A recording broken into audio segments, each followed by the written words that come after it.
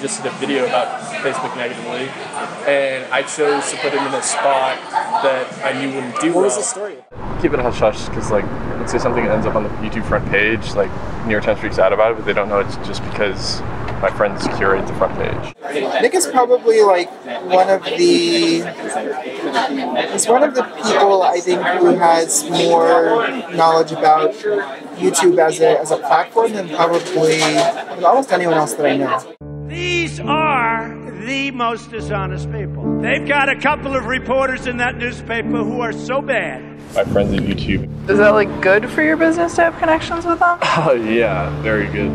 Nick is probably one of the people I think who has more knowledge about YouTube as a platform than probably almost anyone else that I know. I'm a gatekeeper, so I can choose what goes out and what doesn't go out. People say, who are you going after next? There's a lot of other media organizations that need to be exposed. Who here would like us to release undercover videos inside their holy grail, the New York Times?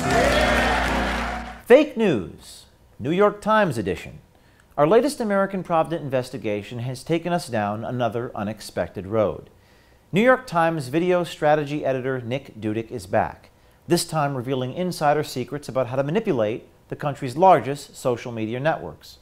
In our latest meeting, Dudick makes shocking admissions about the New York Times and Facebook. As an editor, I'm a gatekeeper, so I can choose what goes out and what doesn't go out. And let's say we wrote something about Facebook negatively. We actually just did a video about Facebook negatively, and I chose to put him in a spot that I knew wouldn't do well. What was the story about? Dudick is referring to a video released by The Times on September 18th titled, "How Facebook is Changing Your Internet." It's a video that is critical of Facebook, its editorial power, and control over information. The question is, whose values are we following? Should we cater to the values of Facebook's algorithm and policies in order to be heard? And while Facebook claims to be connecting people, they're doing it their way, with their rules, and you don't really have a say in it. That's because Facebook isn't a democracy, it's a business.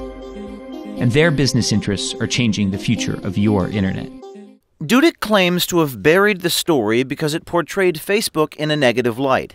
Dudick's biased treatment is a clear violation of his company's ethical handbook, which states, "The goal of the New York Times is to cover the news as impartially as possible and to treat readers, news sources, advertisers, and others fairly and openly, and to be seen to be doing so." In covering Facebook unfairly, Dudick actively worked against his own company, the people who are paying him. He worked against the interests of the New York Times.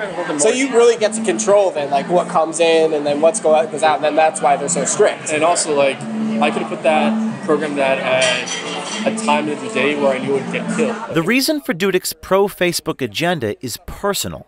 Dudick has friends all over Silicon Valley, friendships that are well worth protecting. The newest, like, cutting-edge stuff in the industry is here, like, when it comes to best practices, which is kind of true, but, like, most of the stuff I know from, like, my friends at YouTube and proprietary places. Oh, right. So, Do you have connections with them? I do. Because we all started in the industry at the same time, so. Right. Is that, like, good for your business to have connections with them? Oh, yeah, very good. Very, very good. When we first met Dudick, he boasted about his connection in another online empire, YouTube. Here he is describing to our undercover journalist how he gets Times content to the front page. But I mean, like, they're not conflicts of interest, is it? Not at all. Oh, okay. I was going to say, like, if that's the reason that you're keeping it hush-hush, that makes sense. No, keep it hush-hush, because, like, let's say something ends up on the YouTube front page, like, New York Times freaks out about it, but they don't know it's just because my friends curate the front page. Right. So it's like a little bit of mystery you need in any type of job to make it look like what you do is harder than what it is. YouTube claims to be an open video platform for the people. Their company mission statement emphasizes freedom of opportunity. We believe everyone should have a chance to be discovered, build a business, and succeed on their own terms, and that people, not gatekeepers, decide what's popular. Yet, according to Dudick, YouTube has gatekeepers. Gatekeepers that can and have given preferential treatment to the New York Times content. We were instantly intrigued, so we asked Dudick for names. How did you meet the people that do the YouTube stuff? What, the stuff on YouTube? Yeah, like the front page stuff. Ernest, I hired him at Fusion. Ernest Petty is in charge of brand and diversity curation at YouTube. I work on a team that does provide some human inputs into a lot of the machinery of YouTube. Okay, what does that mean? It means that like human input. So you don't let the algorithms necessarily control everything, or it just means that the algorithms do control everything, but sometimes you need humans to provide a guidance check or guidance. Yeah, exactly. to what goes? Yeah. Yeah, because if you don't, then you end up with horrible things. Yeah, hugely embarrassing things. What about the algorithms? Can you do something with that to say less of that? Realistically, that's what that news carousel kind of does. So it's above the search results. So at the very least, we can say that this shelf of videos from news partners is legitimate news because we know that these are legitimate news organizations. And if at that point somebody decides they're going to scroll past that and go find Alex Jones, well, they were looking for him to begin with anyway. Algorithms control YouTube, but according to Petty, his team has the power to shape those algorithms. For Nick Dudick and the New York Times, this connection is invaluable. Nick is probably one of the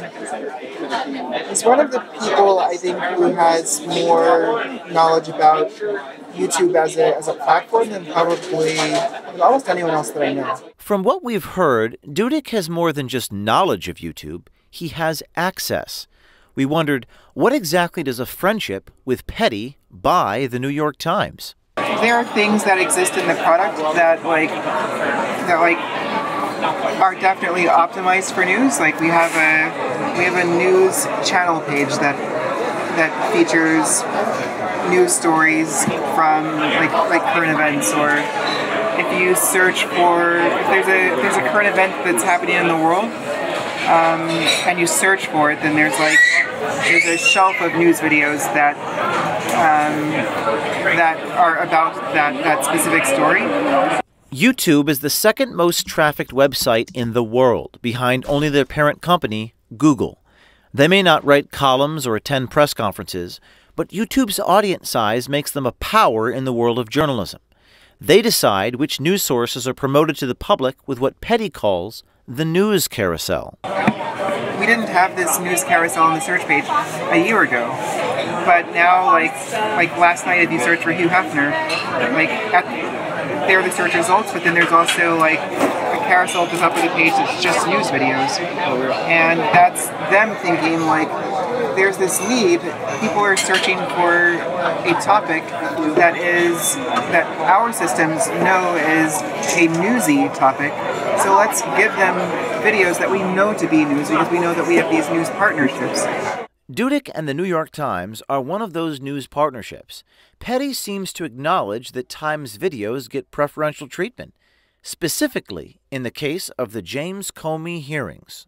So, in his case, what he was telling me about was the Sessions hearings. I think it was Sessions, or was it Comey? But Oh. Okay. I think I know what he's talking about. But why? What do you mean? So. Maybe you know what I know about him. In very rare cases, we will try to make up for the fact that something isn't in the trending tab. Okay. It's very rare. Okay. But in those cases, then we will use some human intervention to make sure that to encourage the thing to be there, basically. So common. Yeah. The media began reporting on YouTube's breaking news carousel in August. In their story, The Verge wrote, "It's unclear whether Google is populating this section algorithmically or curating content by hand." Based upon Petty's comments, the process seems to be a combination of the two. What about the algorithms? Can you do something with that to say it's less of that. Realistically, like that's what that news carousel kind of does. So like, it's above the search results. So at the very least, we can say that like this shelf of videos from news partners is legitimate news because we know that these are legitimate news organizations. And if at that point somebody decides they're going to scroll past that and go find Alex Jones, well, they were looking for him to begin with anyway. Illegitimate news. What does that even mean? Who decides what is legitimate and what is illegitimate? Why do they have the power to make someone legitimate or illegitimate just because they don't like them? Is that really the environment, the news environment that we want to live in? You know, George Orwell wrote a book called 1984, and in that book, he said the party told everyone to reject the evidence of their eyes and ears. It was their final, most essential command. We finally have irrefutable proof that this type of thing is happening. It's happening on platforms that have almost universal control over the information we have access to. And honestly, it's worrisome. Stay tuned. For a look behind the scenes at the making of this American Pravda series and Project Veritas, watch the hour-long documentary series Truth, exclusively on One American News Network. Subscribe at OANN.com and never miss out on the real news of the day.